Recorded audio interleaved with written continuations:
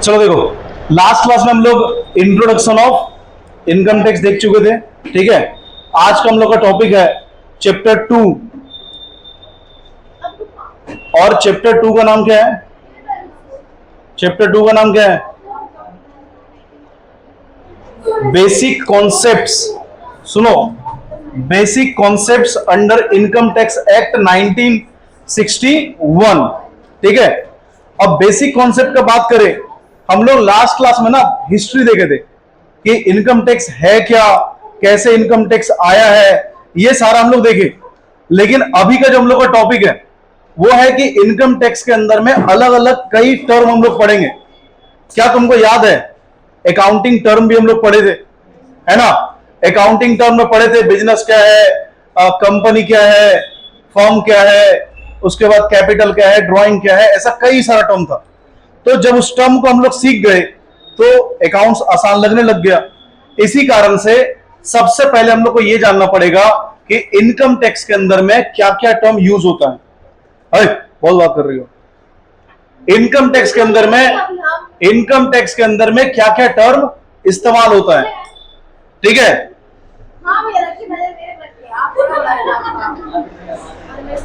ठीक है। अब देखो, सबसे पहले आता है प्रीवियस ईयर। इनकम टैक्स के अंदर में सबसे पहले डेफिनेशन का बात करें तो प्रीवियस ईयर, तुम्हारा बुक के अंदर भी पहला डेफिनेशन तुमको मिलेगा प्रीवियस ईयर का। यहां पे ईयर जो है ना बहुत इंपॉर्टेंट है, प्रीवियस ईयर। ठीक है, उसके बाद एक होता है असेसमेंट ईयर। ठीक है, उसके बाद अभी फिलहाल जो इनकम टैक्स एक्ट 2025 आया उसके अंदर में प्रीवियस ईयर भी हटा दिया और असेसमेंट ईयर भी हटा दिया। उसके अंदर में सिर्फ एक ईयर रखा जिसका नाम रखा टैक्स ईयर। जिस साल तुम टैक्स पे कर रहा है बस वो ईयर। ठीक है, पर फिलहाल हम लोग तो अभी बहुत पीछे हैं, 1961। फिलहाल अभी 2 साल पढ़ना पड़ेगा, 25, 26, 2027 का जून के बाद से अप्लीकेबल होगा 2025 का। तब तक तुम लोग क्लास 12 पार कर जाएगा, है ना? तो आओ, सबसे पहला आता है प्रीवियस ईयर। अब क्योंकि तुम्हारा एमसीक्यू नेचर का सारा क्वेश्चंस है तो सेक्शन तुमको याद रखना बहुत जरूरी है। बिना सेक्शंस का तुमको मार्क्स उठाना मुश्किल होगा, क्योंकि सेक्शन सबके अंदर मिलेगा और सबके अंदर में तुमको उसका डेफिनेशन वगैरह। सबसे पहला आता है प्रीवियस ईयर। प्रीवियस ईयर का मतलब होता है क्या?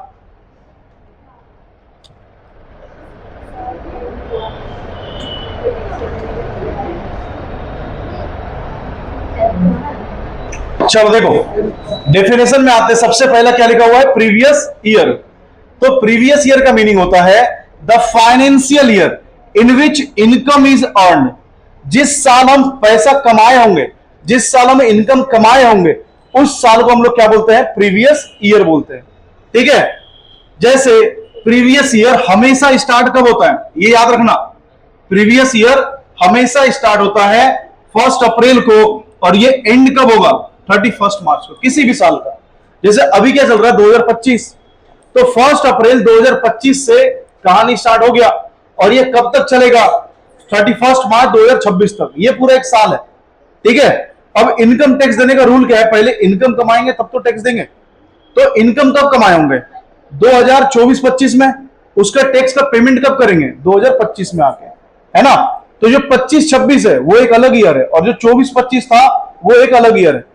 तो अब बोल रहा है कि जिस साल में इनकम कमाए होंगे।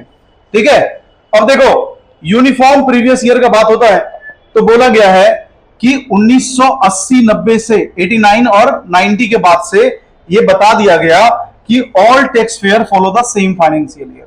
जितना भी भारत के अंदर में लोग टैक्स का पेमेंट कर रहा है सबके लिए कंपलसरी क्या कर दिया गया कि भाई तुमको 1 अप्रैल से साल स्टार्ट करना है और 31 मार्च को साल अपना बंद करना है। सबके लिए एप्लीकेबल कर दिया गया। तो इसलिए इसका नाम क्या पड़ गया? Uniform previous year. ठीक है, यूनिफॉर्म प्रीवियस ईयर का मीनिंग क्या है कि हर साल, है ना, हर साल हम लोग स्टार्ट कहां से करेंगे? 1 अप्रैल से। एंड कहां पे करेंगे हम लोग? 31 मार्च को। ठीक है, इसी को हम लोग क्या बोलते हैं कि ये मेरा यूनिफॉर्म प्रीवियस ईयर है। ठीक है, अब आता है चेंज ऑफ प्रीवियस ईयर। अब तुम देखो, अभी अभी हम लोग बात किए कि साल स्टार्ट कब से होगा? 1 अप्रैल से। साल हमेशा 1 अप्रैल से स्टार्ट होगा। फॉर एग्जांपल लेते हैं कि हम जो है ना वो 1 अक्टूबर को बिजनेस स्टार्ट ही किए। ऐसा भी तो हो सकता है कि 1 अक्टूबर को हम बिजनेस अपना स्टार्ट किए, तो क्या 1 अप्रैल से हम लोग अपना काउंट कर पाएंगे? नहीं कर पाएंगे ना। तो वैसा सिचुएशन में प्रीवियस ईयर मेरा क्या हो जाता है? चेंज हो जाता है। ठीक है, तो नाम क्या पड़ गया? Change of previous year. जैसे जब, और ये अप्लीकेबल क्या है? सिर्फ एक बार, जिस साल तुम बिजनेस स्टार्ट किया होगा सिर्फ उसी साल में अपना प्रीवियस ईयर को हम चेंज कर सकते हैं, अदरवाइज कभी नहीं, हमेशा। क्योंकि अगले साल तो स्टार्ट जब होगा 1 अप्रैल से स्टार्ट हो ही जाएगा, तो 1 अप्रैल से स्टार्ट होगा 31 मार्च को खत्म होगा। लेकिन इस साल तो हम स्टार्ट ही बिजनेस कब कर रहे हैं? 1 अक्टूबर को, 1 सितंबर को, या फिर कभी भी। आज का डेट है कितना तारीख है? 23 अगस्त है ना। तो 23 अगस्त को बिजनेस स्टार्ट ही किए, तो 1 अप्रैल कहां से लेके जाए? और बिजनेस क्या हमेशा 1 अप्रैल से स्टार्ट होता है? नहीं ना। जब कैपिटल आएगा तब बिजनेस स्टार्ट करेंगे। तो इसलिए इस साल मेरे लिए क्या हो जाएगा? ईयर कहां से स्टार्ट हो गया? आज 23 अगस्त से। तो 23 अगस्त से लेके 31 मार्च 2026 तक में जो भी हम कमाए होंगे उसका टैक्स का पेमेंट कब करेंगे? अगले साल, है ना। उसका टैक्स का पेमेंट हम लोग करेंगे अगले साल। तो आज कितना है?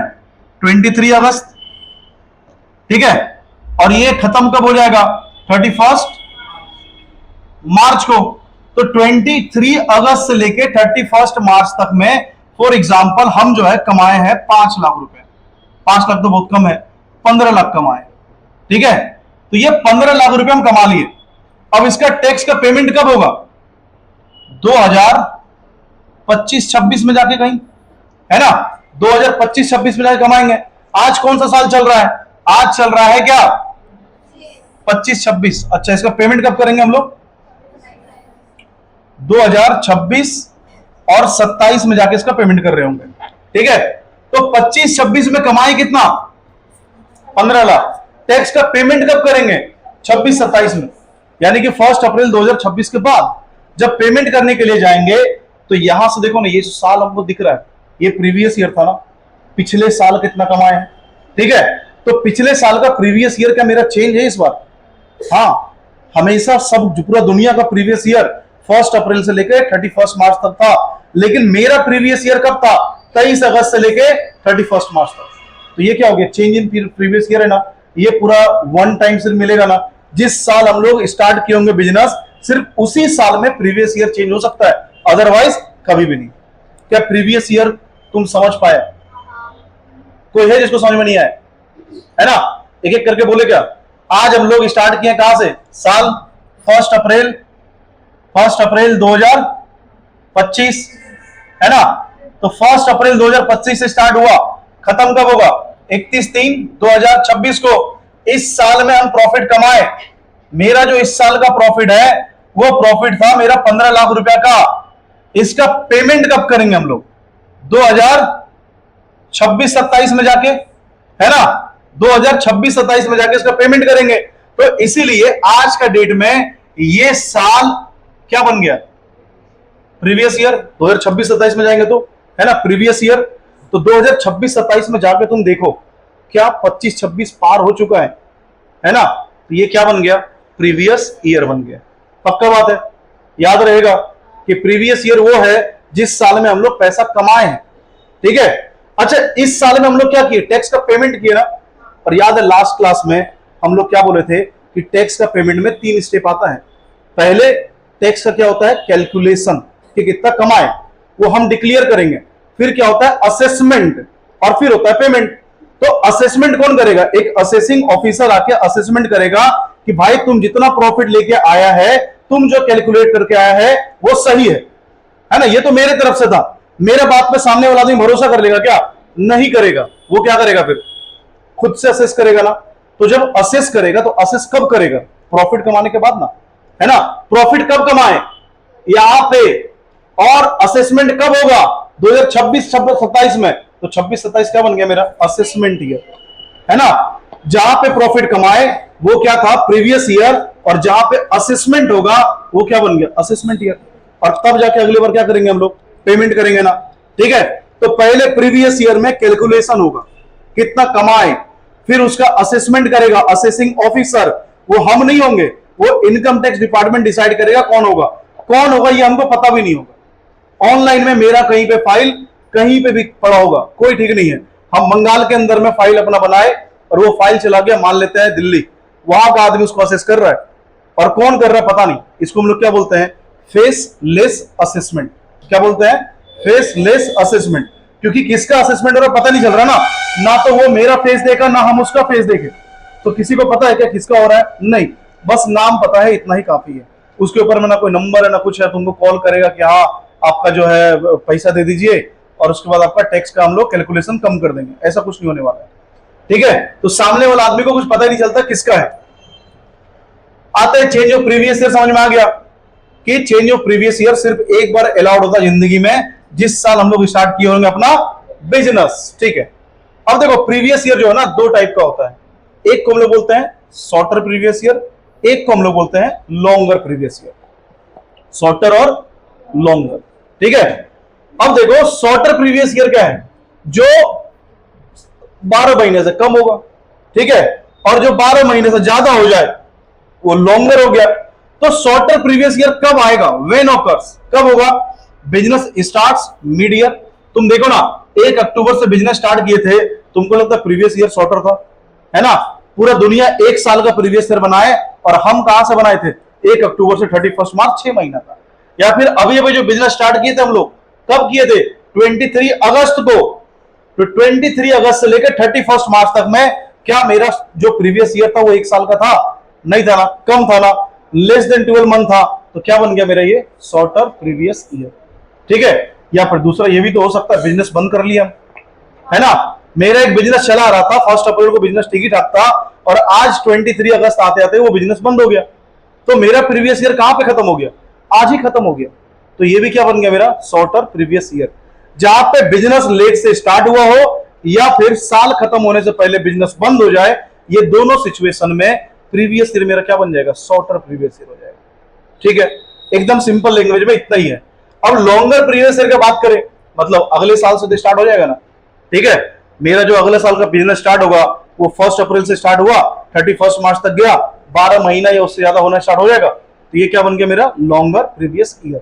ठीक है, अब देखो ये एकदम याद रखना, मोस्ट इंपॉर्टेंट है, और तुम्हारा बुक में ना इसको इतना कचड़ा तरीका से लिखा है, इतना कचड़ा तरीका से लिखा है। लॉन्गर प्रीवियस ईयर जो 1 अप्रैल से 31 मार्च तक चलता है, इसको बोलते हैं हम लोग लॉन्गर प्रीवियस ईयर, बस। हाँ, अरे मतलब 12 महीना या उससे ऊपर होना स्टार्ट हो जाएगा ना, ऊपर नहीं जा सकता है, लेकिन 12 महीना उसका असेसमेंट अगले साल चल रहा है, जब तक असेसमेंट नहीं हुआ तब तक वो लेके चलेगा साथ में, इसीलिए। ठीक है, तो जहां 12 महीने से कम है शॉर्टर, 12 महीना तक पहुंच गया लॉन्गर बन गया। ठीक है, अब देखो मोर देन 12 मंथ वाला तुम जो बोल रही हो, वो एक टाइम था जो परमिट था भी, पर आज के टाइम पे वो परमिट भी नहीं है। ठीक है, तो आज सब कितना हो गया, सिर्फ 12 महीना का। ठीक है, पहले 1980 से पहले ऐसा रहा होगा कि आदमी अपना बोलता था कि 15 महीना कमाएंगे तो प्रॉफिट देंगे, टैक्स देंगे, 20 महीना कमाएंगे तो प्रॉफिट देगा, टैक्स देंगे, तो उस टाइम पे वो अलाउड हुआ करता था। पर आज के टाइम पे ऐसा कुछ भी नहीं है, तो इसीलिए बोला जाए कि लॉन्गर प्रीवियस ईयर आज के टाइम पे चलता ही नहीं है, प्रीवियस और शॉर्टर दो चलता है ना। लॉन्गर प्रीवियस ईयर आज के टाइम पे एग्जिस्ट करता ही नहीं है, ऐसा हम लोग बोल सकते हैं। ठीक है, अब आते हैं हम लोग income assessed in same year. ये तुम्हारा हेडिंग तुम्हारा बुक में दिया हुआ है, क्या मतलब है इसका। अभी अभी हम लोग बात क्या किए, कौन सा साल अभी पार हुआ, 2024 और 25, ये पार हो गया। अभी कौन सा साल चल रहा है, 2025 और 26, है ना। ये मेरे लिए क्या बन गया, प्रीवियस ईयर। ये मेरे लिए क्या बन गया, असेसमेंट ईयर, प्रीवियस असेसमेंट। ठीक है, हम कमाएंगे 24-25 में, प्रॉफिट कब देंगे, 25-26 में। लेकिन पता है कुछ ऐसा सिचुएशन आता है, ठीक है, कुछ ऐसा सिचुएशन आता है जब हम 24-25 में ही कमाए और 24-25 में टैक्स देना पड़ेगा। जिस साल कमाए उसी साल टैक्स देना पड़ेगा। ऐसा कोई इंसान है, कुछ कैटेगरी है। ठीक है, इनकम टैक्स एक्ट के अंदर में क्या है, ठीक है, जैसे सबसे पहला आता है नॉन रेसिडेंट शिपिंग बिजनेस। अब तुम सोचो कोई भारत का नहीं है, ठीक है, नॉन रेसिडेंट भारत का है ही नहीं वो। रेसिडेंट और नॉन रेसिडेंट का मतलब पता है ना, जो भारत का है वो रेसिडेंट है, जो भारत का नहीं है वो नॉन रेसिडेंट है। सिटीजनशिप और रेसिडेंटशिप में अलग अलग फर्क होता है, ठीक है। कोई हो सकता है भारत का सिटीजन हो लेकिन भारत का रेसिडेंट ना हो। इसका एग्जांपल अभी लेटेस्ट में हम लोग क्या बोल सकते हैं, विराट कोहली, है ना, वो भारत का सिटीजन तो है लेकिन वो रेसिडेंट नहीं है। क्यों नहीं है? क्योंकि वो देश छोड़कर बाहर चला गया कि टैक्स बचाना है। कमाएंगे भारत में लेकिन टैक्स कहां बचाएंगे? बाहर रह के, है ना। तो सब कुछ कौन दिया? भारत। लेकिन भारत से टैक्स बचाने के लिए भारत के बाहर रहेंगे। ऐसा भी लोग हैं दुनिया में, क्या करोगे। अब आते हैं हम लोग नॉन रेसिडेंट शिपिंग बिजनेस। तो वो आदमी एक शिपिंग बिजनेस चला रहा है, ठीक है। अब शिपिंग बिजनेस वाला क्या करेगा? वहां से माल उठाएगा, पोर्ट में रख देगा, फिर लौट के चल जाएगा, फिर दोबारा कब आएगा हमको क्या पता। दोबारा वो आएगा इसका गारंटी है नहीं, है ना। और आता है तो फिर अपना अलग लेके आएगा। तो उस टाइम पे वो आदमी आया, अभी इनकम कमाया, और अभी उससे क्या कर लेंगे? टैक्स भी ले लेंगे। तो तुम अभी इनकम कमाओ, अभी टैक्स दे दो, बात खत्म करो। क्यों? क्योंकि तुम्हारा लौट के आने का कोई चांस है नहीं, ठीक है। दूसरा, पर्सन लिविंग इंडिया परमानेंटली, कोई भारत छोड़ के जा रहा है हमेशा के लिए, हमेशा के लिए। अभी तक मान लेते हैं यहां पे तुम लोग में से कोई, तुम्हारा नाम था पवन, तो पवन जो है ना पूरा कमा लिया भारत में, एकदम रईस बन गया। अब इसको क्या लगा कि हम छोड़ के चल जाते हैं भारत से, ठीक है, बाहर निकलते हैं। सरकार क्या बोलेगा कि तुम हमेशा के लिए जा रहा है क्या? हाँ। तो बोला अब तो तुम्हारा अगले ईयर तुम रहेगा नहीं, तो असेसमेंट तुम्हारा कब करेंगे? अभी होगा, सारा टैक्स दे के जाएगा, ठीक है। तो ऐसा सिचुएशन में टैक्स कब देना पड़ेगा? इसी साल, क्योंकि वो परमानेंटली क्या कर रहा है? भारत छोड़ के जा रहा है ना। तो एक इंसान अगर भारत छोड़ के हमेशा के लिए जा रहा है तो उस सिचुएशन में क्या किया जाएगा? टैक्स अभी दे दो भाई, अगले साल तो तुम यार रहेगा ही नहीं। जब रहेगा नहीं तो टैक्स कब देगा? इसी साल देगा ना। तो इस सिचुएशन में भी हम लोग क्या करते हैं? सेम ईयर में ही उसका टैक्स कैलकुलेट कर लेते हैं। अब आता है टेम्पररी एओपी और बीओआई, ठीक है। एओपी और बीओआई क्या है हम लोग आगे पढ़ेंगे, ठीक है। ये टाइप ऑफ पर्सन है, ठीक है। तो टाइप ऑफ पर्सन में अगर कोई टेम्पररी बना रहा है कि ठीक है 5 महीना के लिए बनाए, 4 महीना के लिए बनाए, तो जब 5 महीना 4 महीना तुम बनाया ही है तो अभी टैक्स देके खत्म करो ये बिजनेस, इस टाइप का बिजनेस, ठीक है। एओपी और बीओआई एक टाइप का अपना पर्सन होता है जो बिजनेस चलाता है। तो इस टाइप का बिजनेस अगर कोई चला रहा है और जो टेम्पररी नेचर का है, हम 5 महीना के लिए बिजनेस स्टार्ट ही किए, ठीक है, एओपी में रजिस्टर्ड किए खुद को, 5 महीना बिजनेस चलाएंगे और कहानी खत्म। तो टैक्स कब देंगे? इसी साल देके खत्म करो। इसीलिए सेम ईयर में चला जाता है। फिर आता है likely transfer of property to avoid tax. अब लोग चलाक है दुनिया में ना, लोग गजब गजब का चलाक होता है।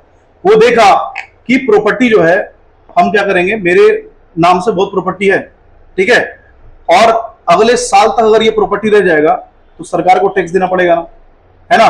मान लेते हैं मेरे पास अभी जो प्रॉपर्टी है वो 1 CR का प्रॉपर्टी है, 1 करोड़ का प्रॉपर्टी है।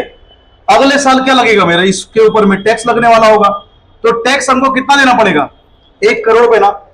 हम क्या पता है, देखिए 1 करोड़ पे टैक्स बहुत ज्यादा हो जाएगा।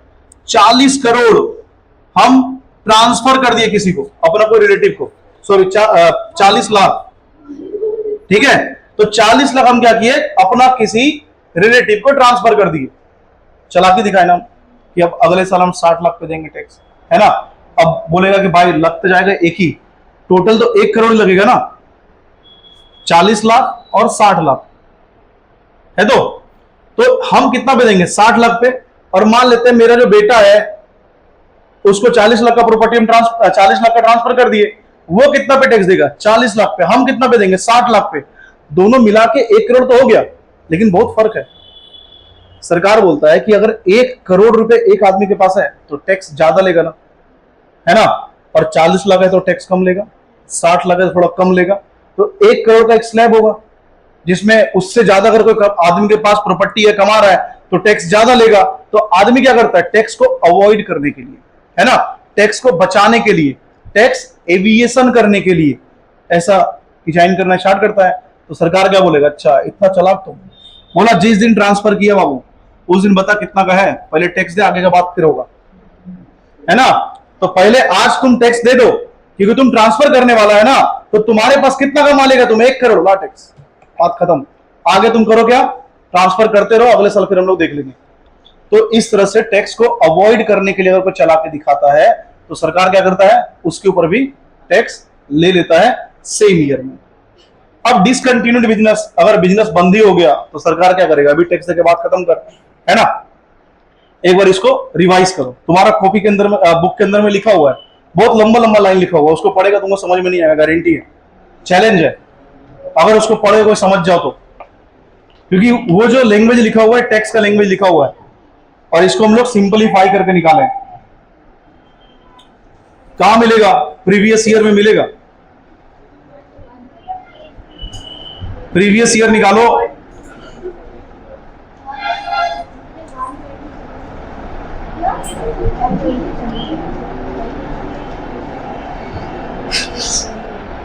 प्रीवियस ईयर निकालो, और देखो यहां पे ये पॉइंट है, ठीक है, उसको पढ़ो, लाइन लिखो बहुत लंबा लंबा सा। तो उससे अच्छा क्या है, ये शॉर्टकट में तुम इसको याद रख लो। ये पीडीएफ हम तुम लोग को प्रोवाइड कर देंगे, चाहो तो प्रिंट लिखा लगा लेना और चाहो तो पीडीएफ से पढ़ लेना, ठीक है। अब आते हैं हम लोग असेसमेंट ईयर में। अच्छा, इससे पहले तक किसी को डाउट है तो बोलो, तो क्या दिक्कत है बताओ, प्रीवियस ईयर में दिक्कत बताओ, बोलो प्रीवियस ईयर में दिक्कत। यूनिफॉर्म प्रीवियस ईयर सबके लिए 1 अप्रैल से 31 मार्च, ये यूनिफॉर्म है पूरा दुनिया के लिए, सेम प्रीवियस ईयर रहेगा। अभी तुम स्कूल ड्रेस पहनी हो ना, ये यूनिफॉर्म है ना, जो भी स्कूल जाएगा वही ड्रेस पहन के जाएगा, उसके अलावा कोई जा सकता है क्या दूसरा ड्रेस पहन के, कोई नहीं ना। तो ये क्या हो गया, यूनिफॉर्म बोला गया इसी कारण से ना, तो यूनिफॉर्म है सब में सेम सेम, उसी तरह से प्रीवियस ईयर भी सबके लिए सेम होगा, ठीक है। 1 अप्रैल से 31 मार्च तक। अगला बोलो डाउट, अगला डाउट बोलो, डाउट बोलो, कोई डाउट, जहां तक पढ़ा है वहां तक में किसी को कोई डाउट है तो पूछो। क्या सेक्टर नहीं, सेक्शन, हाँ सेक्शन याद रखना पड़ेगा, ठीक है। क्या चेंज ऑफ प्रीवियस ईयर, पूरा दुनिया के लिए प्रीवियस ईयर क्या था, 1 अप्रैल 2024 में साल स्टार्ट हुआ था पिछला, याद है ना, और ये साल खत्म हो गया था 31/3/2025 को। और अभी हम लोग करंट में कहां चल रहे हैं, 2025 और 26 में। तो 2025-26 में खड़ा होकर देखो, क्या ये साल पार हो गया है, क्या ये प्रीवियस ईयर था, हाँ। और ये प्रीवियस ईयर कौन सा था, यूनिफॉर्म था, क्योंकि सब लोग यही मान रहा था, सब लोग यही मान रहा था, ठीक है। दुनिया में भारत के अंदर में जो भी बिजनेस चला रहा है, हर एक लोग क्या मान रहा था कि भाई 1 अप्रैल से बिजनेस स्टार्ट किए, 31 को खत्म किए, मेरा प्रीवियस ईयर 1 अप्रैल से 31 मार्च है, और इसको यूनिफॉर्म बोला गया। लेकिन 2 ऐसा कंडीशन आ सकता है, ठीक है, एक बिजनेस ओपन करना और दूसरा बिजनेस क्लोज कर देना। तो बिजनेस ओपन किए और बिजनेस क्लोज किए।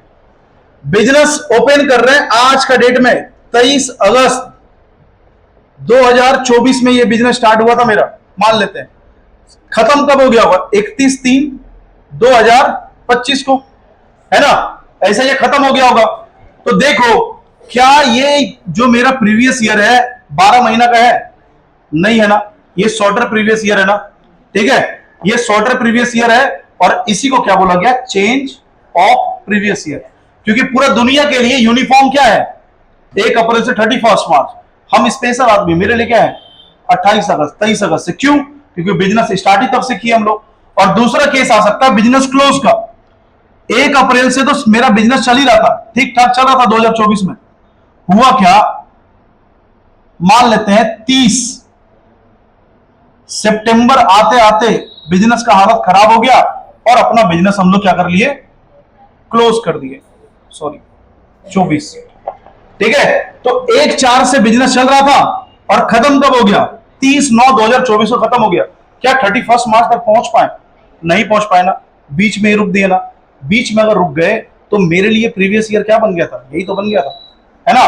और इस टाइप का इनकम का असेसमेंट भी इसी साल हो जाएगा। अभी हम लोग पढ़े ना सेम असेसमेंट ईयर में, तो उसमें क्या था, बिजनेस क्लोजर वाला, तो बिजनेस बंद किया हम लोग कब, इसी साल में, तो मेरा असेसमेंट भी इसी साल में हो जाएगा। अब ये दोनों मेरा क्या बन गया, शॉर्टर प्रीवियस ईयर बन गया, ये दोनों मेरा क्या बन गया, चेंज ऑफ प्रीवियस ईयर बन गया। तो बोल सकते हैं हम लोग जो शॉर्टर प्रीवियस ईयर है वही चेंज ऑफ प्रीवियस ईयर है ना, जो शॉर्टर प्रीवियस ईयर है वही चेंज ऑफ प्रीवियस ईयर भी माना जाएगा। अब बोलो, बोलो जल्दी, समझी क्या, लॉन्गर बोले आज के टाइम पे चलता नहीं है, 12 महीने से ज्यादा कुछ चलता नहीं है, आज चलता है प्रीवियस ईयर या शॉर्टर प्रीवियस ईयर, ठीक है, क्योंकि 12 महीने से ज्यादा लॉन्गर वाला चलता है और वो आज के टाइम पे कहीं चलता ही नहीं है।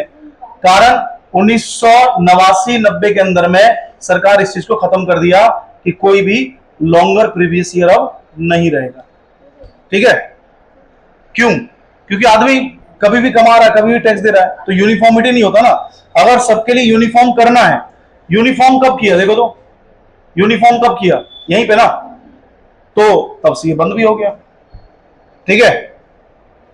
जब यूनिफॉर्म में बोल दिया गया कि 12 महीना का ही रहेगा, तो लॉन्गर क्या हो जाएगा, अपने आप खत्म हो जाएगा ना, इसलिए वो खत्म हो गया, ठीक है। अगला बोलो, ये कितना लोगों को समझ में आया, सेम जो रहता है साल में, उसी साल में टैक्स हम लोग ले लेते हैं। ये कितना लोगों को समझ में नहीं आया वो बता, हाँ, ये यहां से लेके यहां तक, ये वाला जो पार्ट है ये पूरा, ठीक है, ये समझ में नहीं आया, चलो ठीक, कोई बात नहीं, हाँ ठीक है, पीछे और भी लोग हैं ना जो बोल रहे हैं, ऊपर भी समझ में नहीं आया।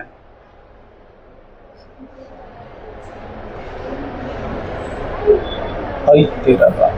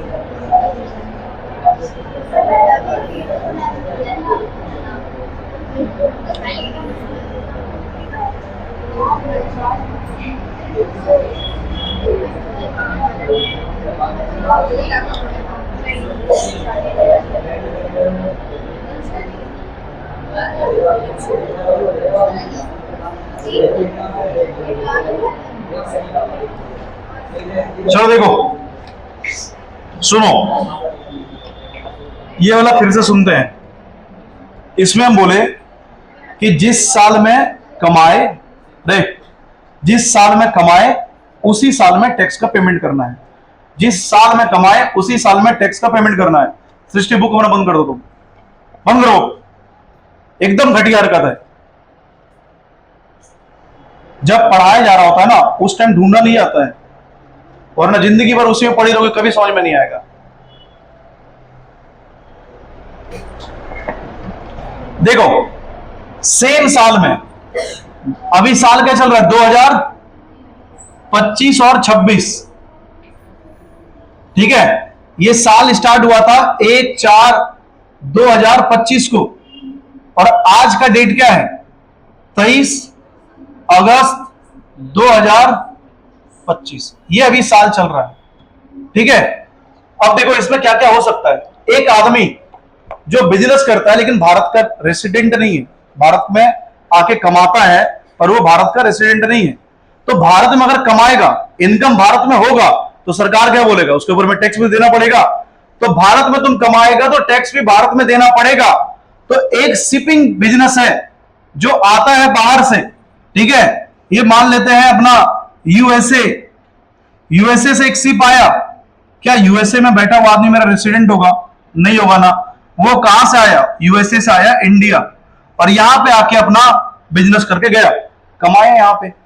अब सरकार क्या बोलेगा कि तुम इसी साल आया, इसी साल कमाया, और इसी साल तुम वापस जा रहे हो, फिर अगले साल आएगा नहीं आएगा इसका उम्मीद हमको है नहीं, तुम क्या करो, टैक्स अभी ही देके चल जाओ। तो इस सिचुएशन में क्या हो जाएगा, अभी टैक्स का कैलकुलेशन हो जाएगा। अगला है, एक इंसान जो हमेशा के लिए भारत छोड़ के जा रहा है, हमेशा के लिए, ठीक है, 23/8 को अभी भी बात की कि पवन जो है ना वो भारत छोड़ के बाहर जा रहा है, वो भला भारत के अंदर रहेंगे नहीं, तबाह हो गए, जिंदगी मेरा बर्बाद हो चुका भारत में, हम जा रहे छोड़ के हमेशा के लिए, ठीक है। कहा जाएगा,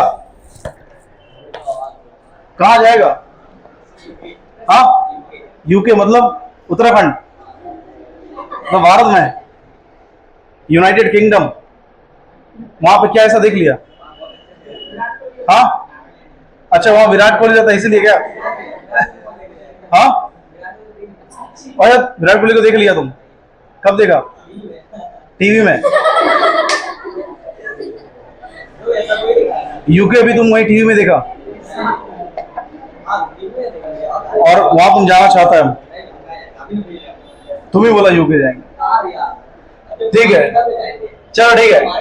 तो पवन जा रहा यूके, उत्तराखंड वाला नहीं, यूनाइटेड किंगडम वाला, हमेशा के लिए जा रहा, हमेशा के लिए, बोला अब से कभी भारत में हमको रहना नहीं है, ना हम भारत में पीछे मुड़ के आएंगे, ना भारत का चेहरा देखेंगे, अब भारत से मेरा कोई रिश्ता नाता है नहीं, छोड़ के जा रहा है, ठीक है। अब होगा क्या, सरकार बोलेगा बहुत बढ़िया हो, जा, चल जा, ठीक है, चल जाओ यहां से, ऐसी पॉपुलेशन बहुत ज्यादा है, चल जाओ।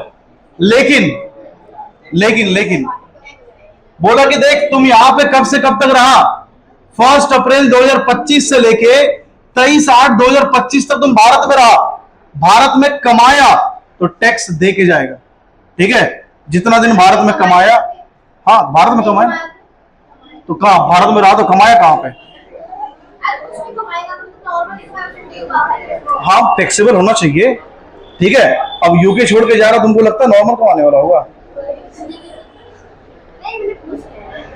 तो अब सोचो ना, एक ठेले वाला सोच ले हम जा रहे कल लंदन में अपना घर बनाएंगे, रह लेगा वो,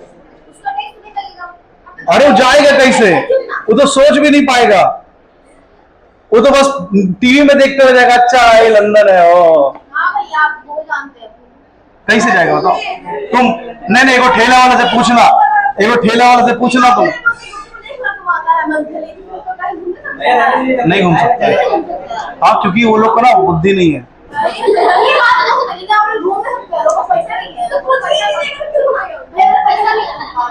चलो ठीक है हटाओ, लड़ाई झगड़ा बंद करें, आगे बढ़ो, आगे आगे आगे।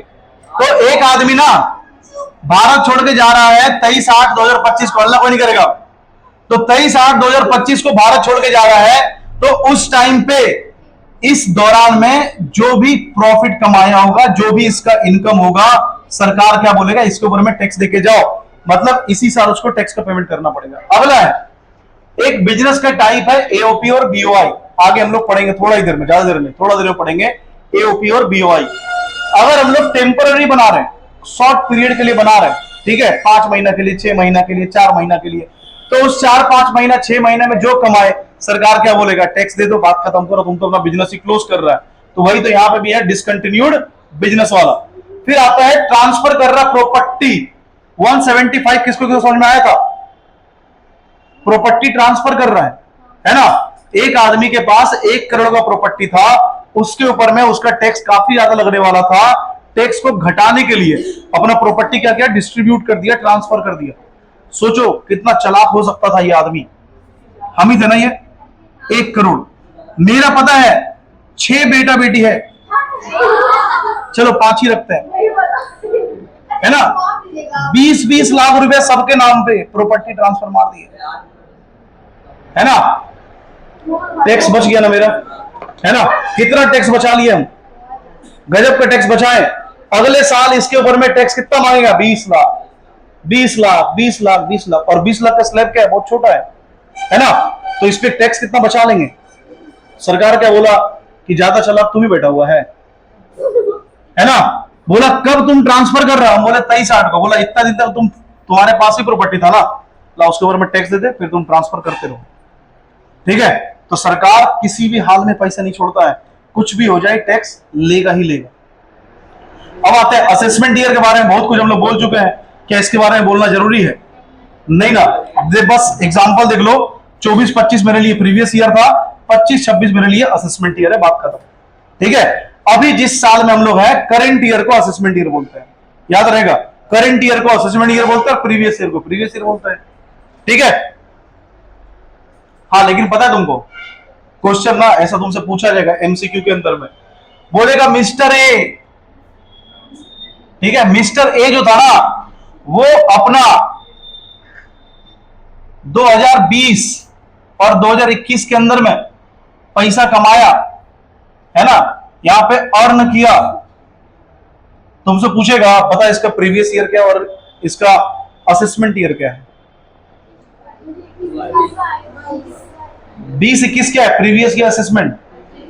प्रीवियस है ना, और 21-22 क्या हो जाएगा? असेसमेंट।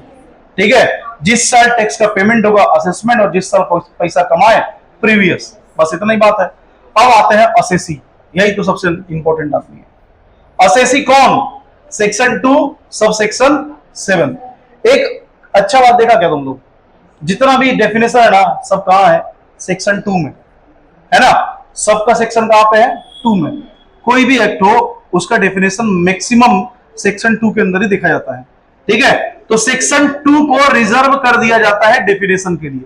असेसी मतलब क्या? एक पर्सन जो टैक्स देगा है ना, जो टैक्स देगा वो असेसी है।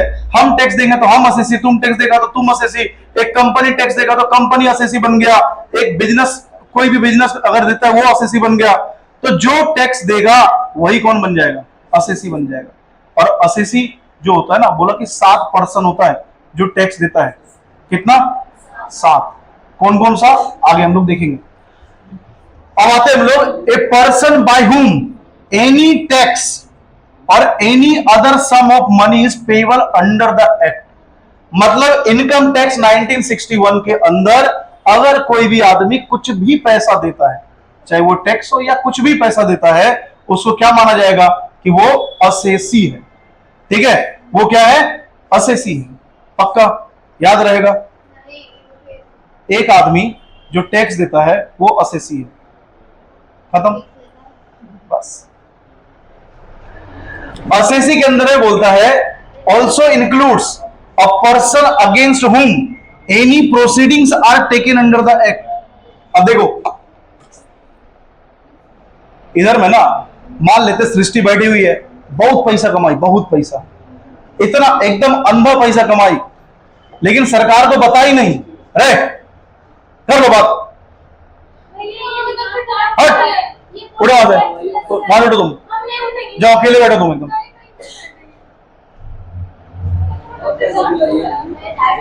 तुम इनको इसलिए डांट रहे, तुम्हारा आदत सुधारने की कोशिश कर रहे, सुधार लो, वरना फिर डांट से कोई दिन मार भी खा जाओगी।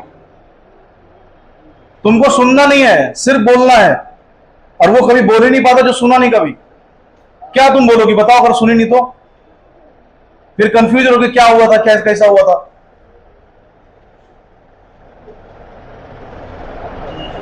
तो सुनना सीखो। हम बोले कि सृष्टि के पास बहुत पैसा है, बहुत बहुत, लेकिन सृष्टि बता ही नहीं। ठीक है, वही तो बता ही नहीं, किसी को नहीं बता रही है, पैसा बचाई जा रही है। ठीक है, तकिया में भर रही है, गद्दा के नीचे पैसा ही पैसा है, रोज पैसा पे सो रही है, एकदम पैसा, इतना पैसा बोलने का नहीं है। 1 रुपया टैक्स नहीं देती है, 1 रुपया टैक्स नहीं देती है ना। और हमको पता चल गया कि टैक्स नहीं दे रही है सृष्टि, है ना। हम क्या किए, अरे ब्लैक में पैसा कैसे पता चलेगा? हम लोग बैंक में जमा देंगे तब ना पता चलेगा। ब्लैक वाला पैसा कैसे पता चलेगा? तो ब्लैक वाला कैसे पता चलेगा? हमको पता चल गया कि सृष्टि के बहुत पैसा है। एक दिन सृष्टि से मांगे, बोले 2 रुपए ले लिया है, बात खत्म कीजिए। गुस्सा आ गया। हाँ, वो करोड़ों रुपए में सोती है और हमको 2 रुपए दे रही थी।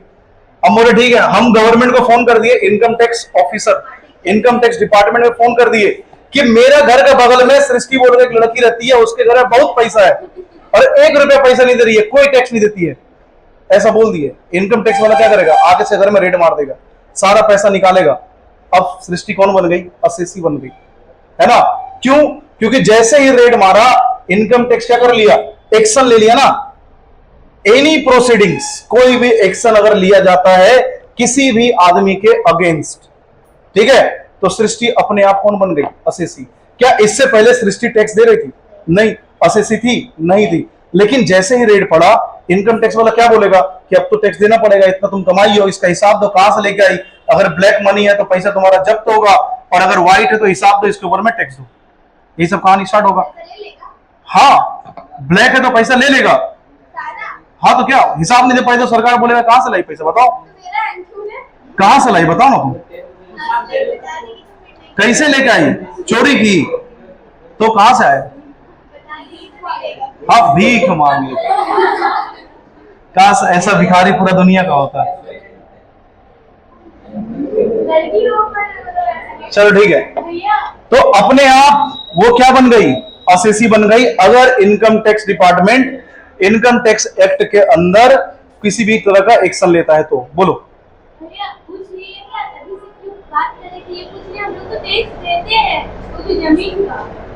नहीं नहीं, जमीन का बात नहीं, हम तो यहाँ इनकम, अरे हम लोग क्या पढ़ रहे हैं? Income tax act 1961, income tax. हम लोग पढ़े क्या जमीन के ऊपर में टैक्स पढ़ रहे क्या? है नहीं ना, हम लोग इनकम के ऊपर पढ़ रहे हैं, तो इनकम का बात करेंगे हम लोग। देखो, a person who is deemed to be an SSC, कौन कौन एसएससी माना जाएगा? डीम्ड मतलब मान लेते हैं, ठीक है, मान मतलब यही है, ऐसा मानते हैं। जैसे जैसे बता रहे हैं, एक लड़का ना एक गर्लफ्रेंड बना लेता है, ठीक है, मान लेते हैं संजय जो है ना एक गर्लफ्रेंड बना लिया। हाँ, अब जैसे ही संजय गर्लफ्रेंड बनाया, उसका दोस्त लोग क्या बोलेगा लड़की को? हाँ भी, है ना, क्यों? क्योंकि ये मान लिया अभी गर्लफ्रेंड बनाया, और उसका दोस्त क्या मान लिया? इसके साथ परिवार होगा, आगे बढ़ेगा, जिंदगी बिताएगा, ठीक है, वहां तक सोच लिया। भाभी मान लिया ना, यही होगी मान लिया ना, है ना। दोस्त गारंटी पे चलता है। दोस्त ऐसा होता है ना कि अगर लड़की देख ली तो भाभी, बात खत्म, अभी बात स्टार्ट हो नहीं हो फर्क नहीं पड़ता है, लड़की देखी तो भाभी बन गई, ठीक है।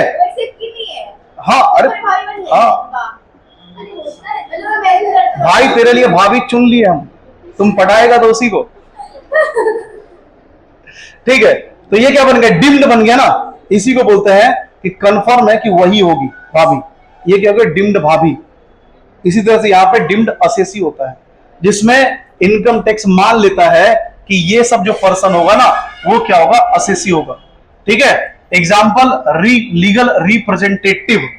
हम 18 साल से कम के हैं, तुम लोगों को पता नहीं है पर बता देते हैं। हाँ, मेरा जो एज है ना वो सिर्फ 15 साल है,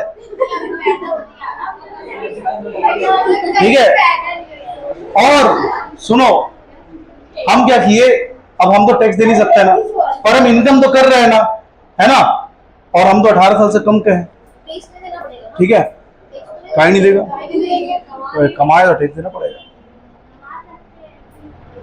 कमाएंगे तो टैक्स देना पड़ेगा, पर मेरे में उतना बुद्धि नहीं है ना, बच्चा है ना, इसके कारण से हाँ, हम ना अपना एक लीगल रिप्रेजेंटेटिव चुने, लीगल जो हमको रिप्रेजेंट करेगा कि भाई हमको उतना नॉलेज नहीं है, तुम आज से मेरा लीगल रिप्रेजेंटेटिव है, जो भी हिसाब किताब दिखेगा तुम दिखेगा, टैक्स वैक्स तुम पे करेगा।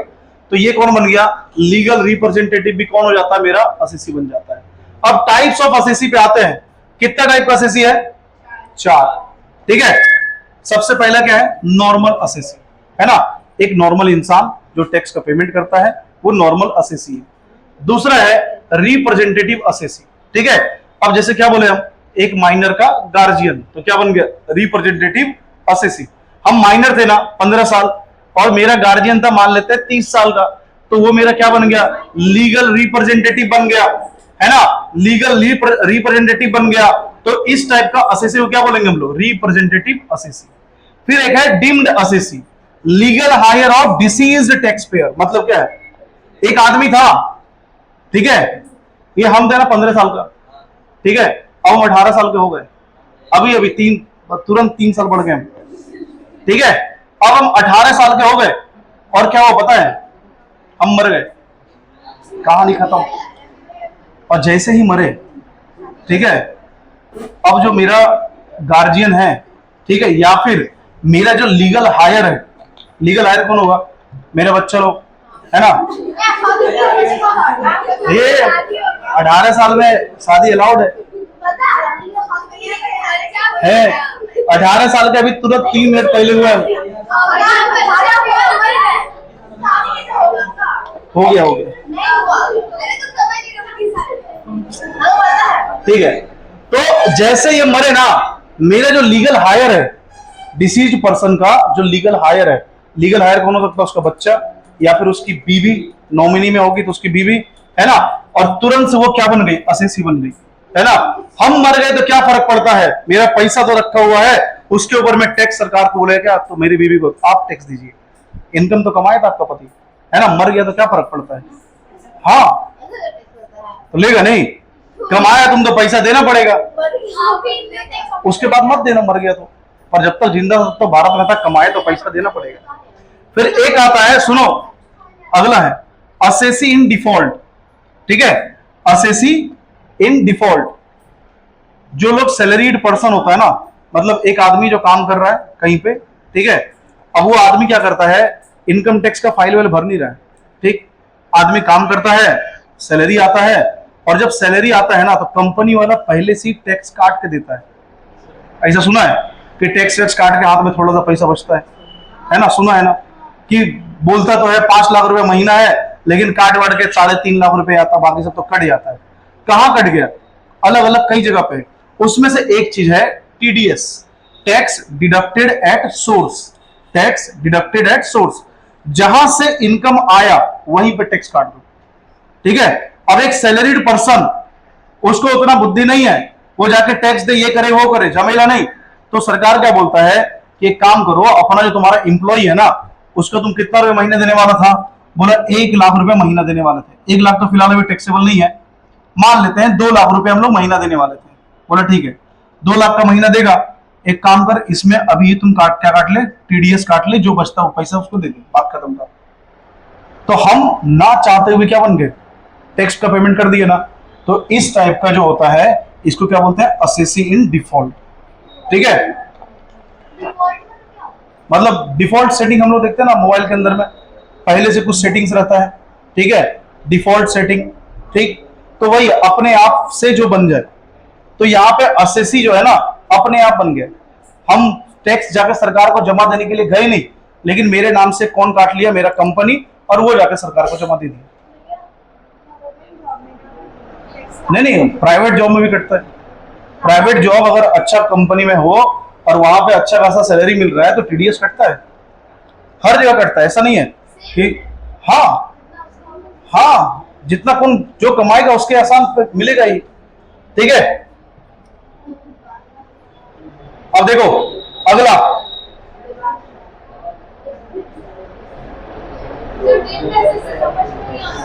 डिम्ड असेसी समझ में नहीं आया। एक आदमी जब मर जाता है ना, उसका जो लीगल हायर होता है, उसकी बीवी नॉमिनी में है, तो अब वो आदमी कमा के मर गया, उसके ऊपर में टैक्स कौन देगी? उसकी बीवी देगी। ये हो गई उसकी डिम्ड असेसी बन गई, अपने आप मान लिया जाएगा कि तुम ही असेसी होगी, ठीक है। अब आते हैं पर्सन कौन है? सेक्शन 2 सब सेक्शन 31, ठीक है, सेक्शन 2 सब सेक्शन 31। ये पर्सन है। कितना पर्सन है देखो ना, 1 2 3 4 5 6 और 8 हो गया। अब कहा 7 और 8, ठीक है।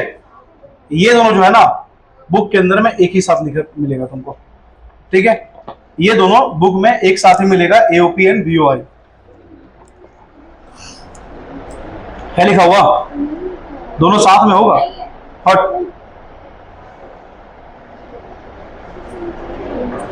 पर्सन का डेफिनेशन ढूंढो। तुम असेसी ढूंढ रही हो, पर्सन। हाँ, क्या लिखा हुआ है? Individual, Hindu undivided family.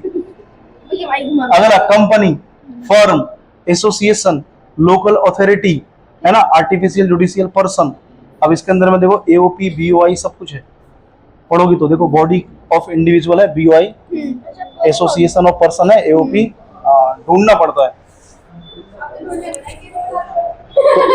हम बोले ना अभी देखो, तब देखो नहीं मिला, यहां लिखा हुआ है,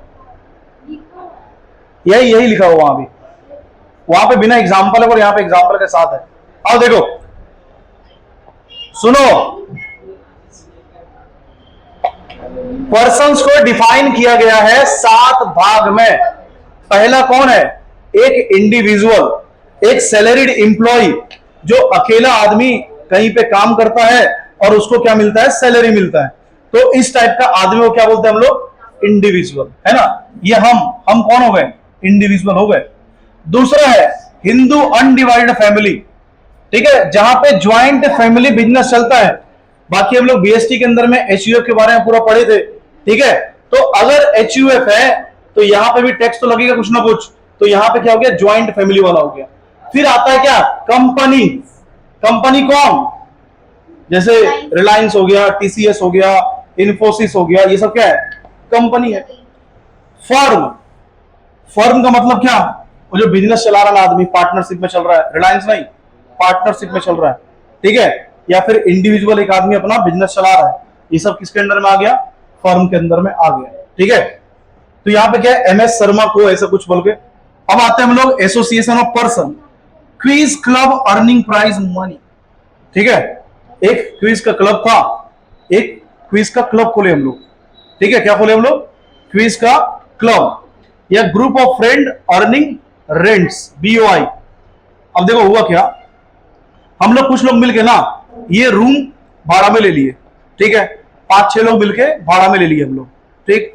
अब क्या करते हैं हम लोग का काम क्या है? इसमें क्विज का कंपटीशन कराते हैं और उससे अच्छा खासा इनकम होता है।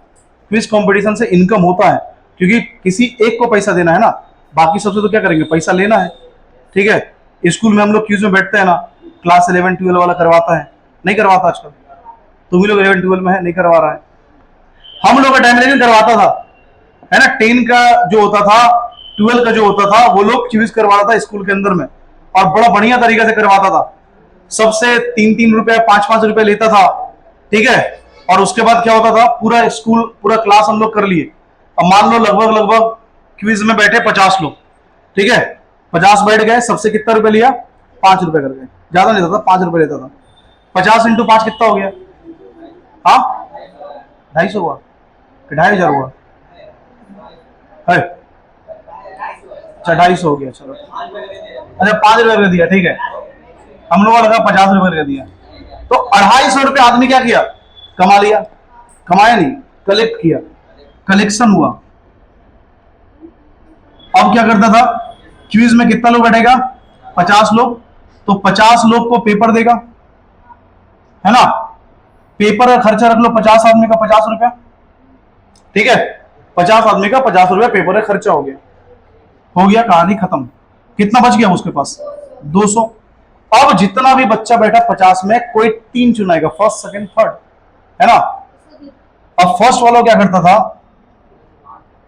फर्स्ट वाला को एगो फाइल देता था, हाँ, एगो पेन देता था, और एक तो रोज भी देता था। हाँ, ये हमको एक बार मिला था, इसलिए हमको याद है, क्लास 6 में हमको यही मिला था, फाइल पेन और रोज मिला था। हाँ वही है, अरे प्लास्टिक वाला, हाँ हाँ, बस बटन वाला, ठीक है। तो फाइल कितना का? 5 रुपया हो गया, पेन 10 रुपया का, और रख लो 5 रुपया का गुलाब 20 रुपया, ऐसा करके 3 आदमी को दे दिया। अब इसको क्योंकि फाइल दिया था फर्स्ट वाला को, सेकंड वाला को क्या दिया? सिर्फ पेन और रोज। थर्ड वाला को क्या दिया? सिर्फ पेन, नो रोज, ओनली पेन, ठीक है। तो लगभग फिर से यहाँ पे मान लेते हैं कि कितना पर हेड 30-40 रुपये, 100 रुपये और खर्चा हो गया, ठीक है। हटाओ, तो 100 क्या हो गया? बच गया। अब बचता नहीं था, प्रिंसिपल बैठता था प्राइज देने के लिए, पेन प्रिंसिपल पकड़ाता था हम लोग को कि तुम क्विज में फर्स्ट आया। प्रिंसिपल बैठा है, वाइस प्रिंसिपल बैठा है, क्लास टीचर बैठा है। अब वो लोग बैठता था ना, तो लोगों को सिंघाड़ा भी खिलाना पड़ेगा वो लोगों को सिंघाड़ा खिलाता था, कोल्ड ड्रिंक पिलाता था, तो 40-50 रुपये और खर्चा हो गया, तो 50 बचता था। ऐसे करके कमाता था। तो यही है क्विज क्लब प्राइज मनी, है ना। इस तरह से क्विज का क्लब बनाए और हम लोग क्या किया? धंधा कर रहे हैं। अब ये लंबा टाइम तक चलाना है तब तो ठीक है, और अगर शॉर्ट टाइम दिखाना तो क्या करेगा सरकार, अभी क्या कर लो, टैक्स का पेमेंट तुम कर दो। तो यहाँ पे वो तो छोटा था ना स्कूल वाला, केबीसी, केबीसी क्या कर रहा है, कितना कमाता हो केबीसी? अगर तुमको 7 करोड़ देने के लिए तैयार है तो कितना कमाता होगा वो? ज्यादा कमाता होगा, तभी देने के लिए तैयार है। ये क्या है, quiz club earning prize money, किस टाइप का है, एसोसिएशन ऑफ पर्सन है, कुछ लोग मिलके एक बिजनेस चला रहे हैं। इसी तरह है बॉडी ऑफ इंडिविजुअल, नहीं पैसा लगता, उन लोग को स्पॉन्सरशिप पे मिलता है, और जो टेलीविजन पे चल रहा है एड वेड से जो कमाता है उससे तो अच्छा खासा इनकम हो जाता है, व्यूअरशिप से भी उसको पैसा मिलता है। अब देखो बॉडी ऑफ इंडिविजुअल क्या हो गया, ग्रुप ऑफ फ्रेंड्स। अब कुछ लोग मिलके हम लोग एक रूम लिए, उस रूम को रेंट पे चढ़ा दिए और वहां से कमा रहे हैं, ऐसा भी तो होता है ना। बोले कि देख हम लोगों के पास कोई धंधा है नहीं, एक काम करते हैं, एक रूम भाड़ा पे ले लेते हैं। अब बिजनेस तो सोचे नहीं है, वही तो बिजनेस है। रूम भाड़ा पे लिए कितना में, 10,000 में, और सामने किसी को बोले कि 15,000 रुपया भाड़ा पे ले लो, तो हो गया 5,000 कमा रहे ना। तो इस तरह से आदमी बोलता है इसको, क्या सबलेटिंग बोलते हैं इसको, ठीक है। हम लोग क्या करिए, भाड़ा पे लिए और उस भाड़ा वाला चीज को किसी और को दे दिए, इसको सबलेटिंग बोला जाता है। अब एक आता है लोकल अथॉरिटी, म्युनिसिपैलिटी है ना, क्या म्युनिसिपैलिटी भी एक बॉडी है, पर्सन है, ठीक है। तो म्युनिसिपैलिटी भी क्या हो गया, बॉडी कॉर्पोरेशन होता है, इसका मतलब म्युनिसिपल कॉर्पोरेशन। और अगला है आर्टिफिशियल जुडिशियल पर्सन, जैसे कोई यूनिवर्सिटी हो गया, मंदिर हो गया, ट्रस्ट हो गया, कुछ भी, तो इसको बोलते हैं हम लोग आर्टिफिशियल जुडिशियल पर्सन, ठीक है। आर्टिफिशियल जुडिशियल पर्सन इसको बोला गया है, ठीक है। ये 7 तुम्हारा बॉडी है, या फिर जिसको हम लोग क्या बोलते हैं, पर्सन बोल सकते हैं। तो टोटल पर्सन कितना, 7 है ना।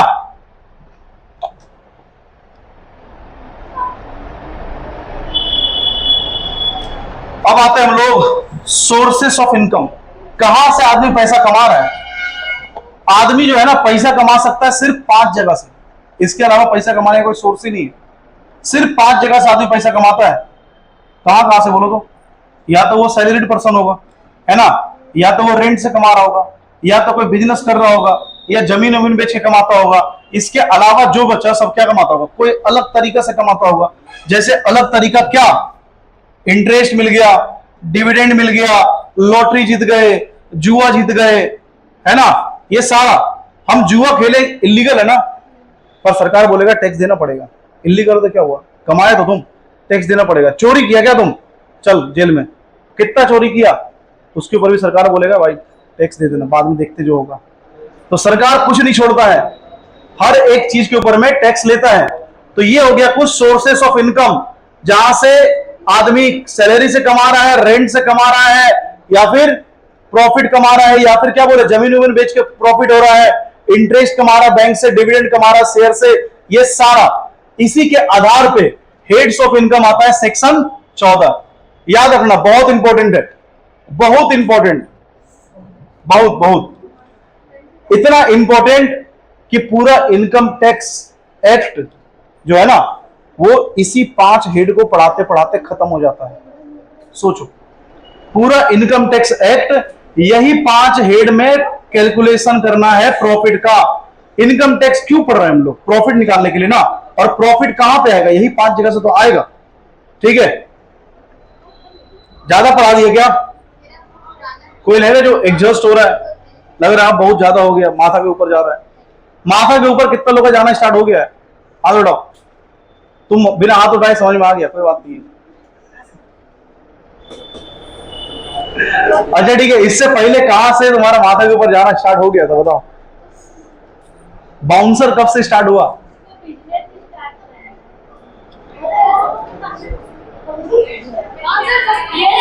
समझ में आ गया सारा, थैंक यू। और किसको समझ में आ गया, क्या चीज,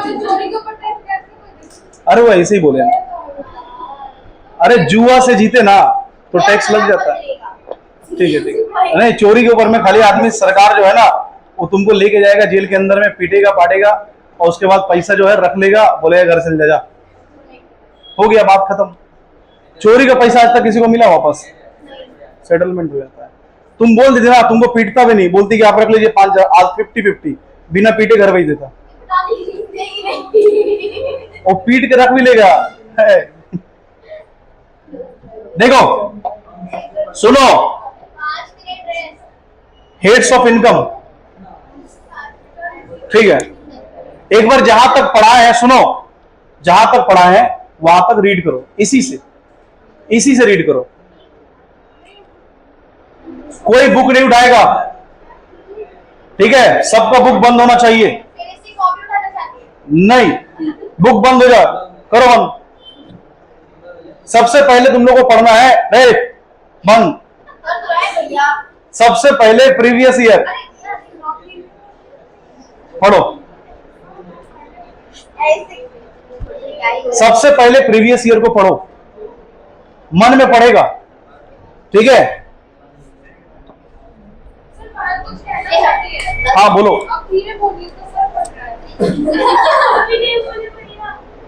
ठीक है, धीरे बोल रहे हम।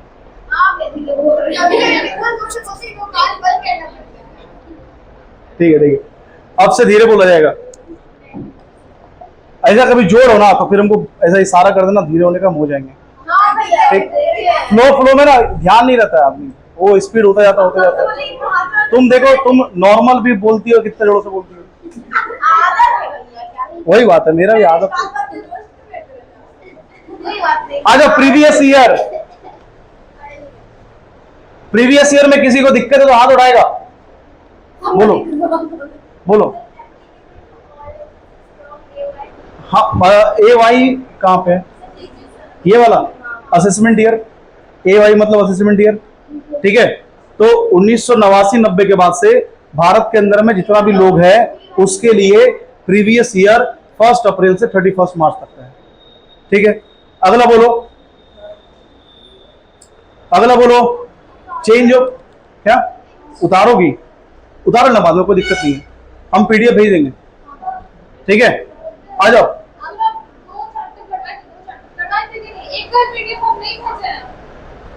देखो, अरे ये वाला पीडीएफ भी इसी के अंदर में है, चैप्टर 1 वाला, ठीक है, और चैप्टर 2 वाला भी इसी में है, तो दोनों एक साथ आज भेज देंगे पक्का, बस हमको याद दिला देना,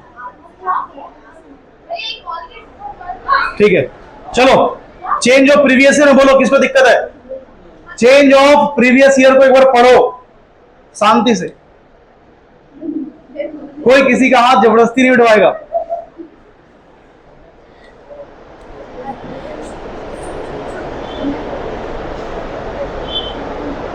change of previous year,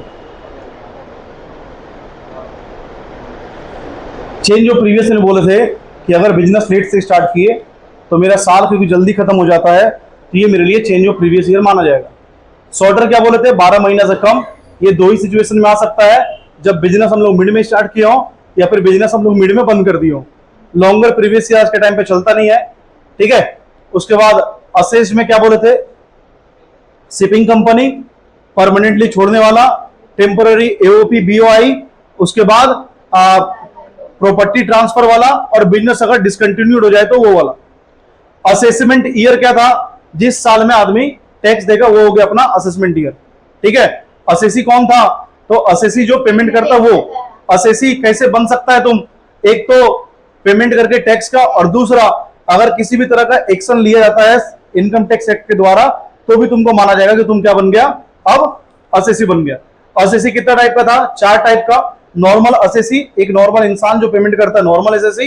representative assessee एक माइनर है क्योंकि उसको उतना ज्ञान नहीं है, तो उसके बदले कौन देगा? उसका गार्डियन पे करेगा, तो वो कौन बन गया? Representative assessee. डिम्ड असेसी, एक आदमी मर जाता है कमा के, तो उसका जो लीगल हायर होगा या तो उसकी वाइफ नॉमिनी या कोई और भी हो सकता है, तो वो क्या करेगा? उसको टैक्स का पेमेंट करने का जिम्मेवारी उसके ऊपर चल गया। फिर असेसी इन डिफॉल्ट, यहाँ पे हम लोग पेमेंट करते नहीं जाके, अपने आप मेरा इंप्लॉयर क्या करता है? टैक्स काट लेता है सैलरी से। तो टीडीएस जो बन गया उससे हम क्या बन गए? असेसी इन डिफॉल्ट बन गए। पर्सन 7 तरह का था। एक को था इंडिविजुअल, एक नॉर्मल आदमी जो सैलरी से कमा रहा है। एचयूएफ, एक ज्वाइंट फैमिली चला रहा है। कंपनी, जहां पे कोई कंपनी हो गया, रिलायंस, टीसीएस, कोई भी फॉर्म जहां पे पार्टनरशिप फॉर्म वगैरह का बात हो रहा है, एलएलपी का बात हो रहा है। फिर एओपी बीओआई था, जहां पे हम लोग कुछ लोग मिलके कुछ काम कर रहे हैं मिलके, ठीक है। लोकल अथॉरिटी मतलब म्युनिसिपल कॉर्पोरेशन, और अपना यूनिवर्सिटी टेम्पल ट्रस्ट को बोले थे हम लोग artificial judicial person. Source of income का बात करें तो सोर्स ऑफ इनकम जो है कितना जगह से आ सकता है, या तो सैलरी से, या तो रेंट से, या तो क्या बोलते हैं प्रॉफिट और क्या बोलते बिजनेस से, ठीक है, या फिर शेयर से आ सकता है, इंटरेस्ट से आ सकता है, प्रॉपर्टी बेच के आ सकता है, ये सब जगह से। हेड ऑफ इनकम का बात करें तो कितना टाइप का है, 5। सबसे पहला है इनकम फ्रॉम सैलरी। एक आदमी क्या करता है, कहीं पे काम कर रहा है, ठीक है, तो एक आदमी अगर कहीं पे काम कर रहा है तो उसको क्या मिलेगा, सैलरी मिलेगा। ये सैलरी क्या हो गया मेरे लिए, इनकम का सोर्स बन गया ना, ठीक है, इनकम का सोर्स बन गया। एक आदमी हो सकता है ये सारा करता हो, सारा, ठीक है, हो सकता है, ऐसा बड़ा बात नहीं है। जैसे क्या हमको सैलरी मिलता है, हाँ, मेरा रेंटेड हाउस भी है, ठीक है, हम रेंट भी उठाते हैं, हाँ, उसके बाद क्या है, बिजनेस भी कर रहे हैं, बिजनेस तो नहीं कर रहे हैं, प्रोफेशन कर रहे हैं, तो प्रोफेशन से कमा रहे हैं। उसके बाद सेल ऑफ शेयर करते हैं, म्यूचुअल फंड बेच देते हैं, वहां से पैसा आता है, कैपिटल गेन। उसके बाद डिविडेंड मिलता है, इंटरेस्ट मिलता है, तो अदर सोर्सेस। तो मेरा सोर्स ऑफ इनकम क्या है, 500 से कमा रहे हैं, है ना। और तुमको भी जिंदगी में यहां तक पहुंचना है कि ये सारा ही तुम्हारा इनकम का हेड के अंदर आना चाहिए, ठीक। कोई एक के चक्कर में मत रहना, वरना अमीर नहीं बन पाएगा। अगर अमीर बनना है तो धीरे धीरे कोशिश करो। हम धीरे धीरे कोशिश किए हैं, वक्त आएगा जिस दिन हम भी अमीर बनेंगे, है ना। हाँ, ऐसा वक्त आएगा। तो देखो इनकम फ्रॉम सैलरी क्या हो गया, जहां पे इंसान को क्या मिलता है, बेसिक पे, साथ में क्या मिलता है, डीए, मतलब हो गया डियरनेस अलाउंस, महंगाई भत्ता, बोनस, और कुछ पर्की स्वीट्स। पर्की स्वीट्स में क्या बोल रहे थे याद है, हाउस रेंट अलाउंस, है ना, gas cylinder allowance, children education allowance, ये सारा कई बार पैसा मिलता जाता है। तो ये सबको जोड़ दिया जाए तो मेरा सैलरी बनता है, और इसी को क्या बोला गया, इनकम फ्रॉम सैलरी, ठीक है। सिंपल भाषा में समझे, कहीं पे हम लोग काम करेंगे, पैसा मिलेगा, सैलरी से कमा रहे हैं, इनकम फ्रॉम सैलरी होगी। इनकम फ्रॉम हाउस प्रॉपर्टी, मेरा ना घर को हम प्रॉपर्टी को क्या किए, रेंट पे चढ़ा दिए, उससे भी तो इनकम आता है। तो ये क्या बन गया, rent from, income from house property. अगला है प्रॉफिट और गेन फ्रॉम बिजनेस और प्रोफेशन। आज एक आदमी बिजनेस कर रहा है, उससे क्या कमाता होगा, कमाता ही है ना। प्रोफेशन कर रहा है, उससे कमाएगा, हाँ कमाएगा। कल वो तुम लोग सीए बन जाएगा, सीएमए बन जाएगा, एमबीए बन जाएगा, तो कंसल्टेंसी फीस लेगा ना, नहीं लेगा, फ्री में कर देगा। तो जब फ्री में कर देगा तो क्यों पढ़ रहा, मत पढ़ो, है ना। क्या चीज बोलो ना, सैलरी मिला, समझ में नहीं आया, महंगाई भत्ता, महंगाई भत्ता, भरता नहीं भत्ता, डियरनेस अलाउंस दिया जाता है। जैसे जैसे महंगाई बढ़ता है ना, सरकार जो है ना, अलाउंस, ठीक है, तो सरकार क्या करता है, महंगाई बढ़ने के कारण से गवर्नमेंट कंपनी में जो काम करता है वो लोग को बोलता है कि भाई क्योंकि महंगाई बढ़ गया, पहले तुम्हारा सैलरी 50,000 था, लेकिन क्योंकि महंगाई बढ़ गया तो अब तुम गुजारा कैसे चलाएगा, एक काम करो, इसका 10% ले लो, और तुम 5,000 रुपए और तुमको देते हैं, एक्स्ट्रा मनी मिल रहा है। बोनस, अभी दुर्गा पूजा आने वाला है, ईसीआर वाले लोग जम के कमाएगा, बोनस मिलेगा ना वो लोग को, है ना। कितना कितना बोनस मिलेगा, हो सकता है पिछले बार 90,000 के आसपास मिला है, हाँ सबको पिछले बार 90,000 के आसपास मिला है, 89,000 समथिंग ऐसा कुछ मिला है, 79 मिला था, 79,000 कुछ मिला था, हाँ अब नहीं मानेंगे, हो सकता है इस बार, हो सकता है 1 लाख रुपए मिल जाए। अब सोचो 1 लाख का क्या मिलेगा उसको, बोनस। अगला है पर्की स्वीट्स, सुनो पर्की स्वीट्स क्या है, आदमी, महंगाई बढ़ता है तो सरकार तुमको महंगाई से बचने के लिए कुछ अमाउंट देता है, ठीक है। पर्की स्वीट्स क्या है पता है, पर्की स्वीट्स का मतलब होता है, अगर हम लोग गवर्नमेंट कंपनी में काम करते हैं ना, आज मान लो कोई रेलवे में काम कर रहा है, रेलवे का क्वार्टर मिलता है ना रहने के लिए, फ्री का मिलता है क्या, हाँ फ्री का मिलता है ना, फ्री नहीं है, सैलरी से पैसा काटता है, ठीक है। उसका इलेक्ट्रिसिटी फ्री होता है ना, जितना भी चला सकते हैं, उसका इलेक्ट्रिसिटी फ्री होता है। ईसीएल क्वार्टर में कितना लोग रहता है, तुम रहती हो स्टील क्वार्टर में, तुम भी रहता है, क्या इलेक्ट्रिसिटी लगता है? नहीं लगता है ना। तो तुम्हारे कौन काम करते हैं वहां पे? अभी कोई नहीं करते हैं, पहले कौन काम करते थे? तो तुम्हारे दादा का जो सैलरी सीट आता था ना, उसमें इलेक्ट्रिसिटी डिडक्ट किया जाता था हर महीना। पता है कितना? 1%। उनका जो बेसिक पे था, मान लो 60,000 का बेसिक पे था, उसका 1% मतलब 600 रुपया महीना का सैलरी से कटता था, तब तुम्हारे घर में लाइन जलता था। समझा? तो फ्री कुछ भी नहीं है। ये सब क्या है?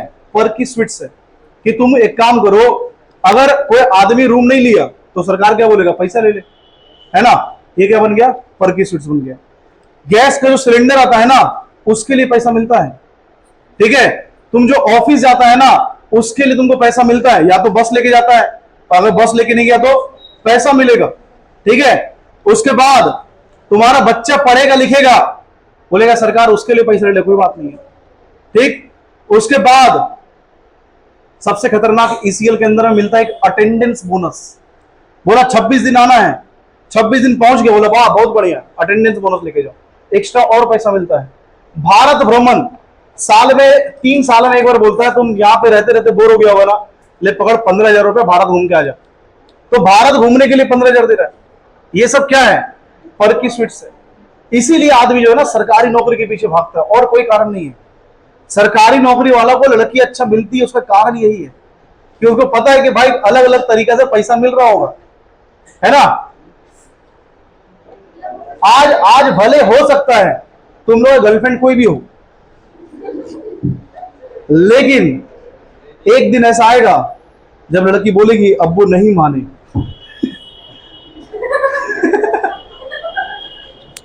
एक दिन ऐसा आएगा, गारंटी है।